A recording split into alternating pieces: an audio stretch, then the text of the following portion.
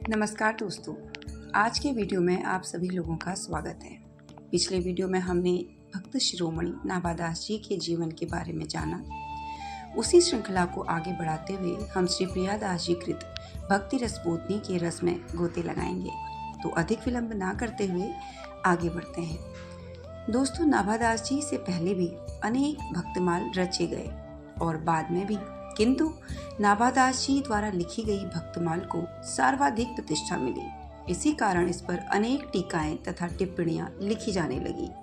संवत 1769 में लिखी गई श्री प्रियादास जी की टीका का सर्वाधिक प्रचार हुआ। वास्तव में यह एक ऐसी टीका है जो भक्तमाल के मूल भावों को बिना तोड़े मरोड़े सभी कथाओं को सरल और सरस बना देती है। जैसे कि गुजरात में नरसिंह मेहता नाम के भक्त हुए, जिनका वर्णन श्री नाभादास जी ने केवल एक छप्पे 108 में किया, किंतु प्रियादास जी ने इस कथा को इतना रोचक बना दिया और विस्तार से 26 कवित्तों के माध्यम से बताया। भक्तमाल के दोहे तथा छप्पयों की कुल संख्या 214 है और प्रियादास जी ने जो टीका की है उसमें 634 कवित्त रचे गए हैं। दोस्तों, बिना प्रियादास जी की टीका के भक्तमाल की गूढ़ कथाओं के अर्थों को समझ पाना बहुत मुश्किल था। प्रियादास जी ने स्वयं बताया कि नाभादास जी ने ही उन्हें आज्ञा दी थी कि श्री भक्तमाल जी की विस्तार पूर्वक टीका करें और उन्हें सुनाएं, और वह टीका कवित्त नामक छंदों में हो। प्रियादास जी का अधिक वर्णन कहीं भी प्राप्त नहीं होता, परंतु बताया जाता है कि उनका जन्म गुजरात के सूरत में हुआ था। ये बहुत कम उम्र में ही वृंदावन आ गए और श्री राधा रमन जी के मंदिर में श्री मनोहर दास जी के शिष्य बन गए। अपने गुरु की ही आज्ञा से तीर्थों के दर्शन किए, जैसे प्रयाग, अयोध्या, चित्रकूट इत्यादि।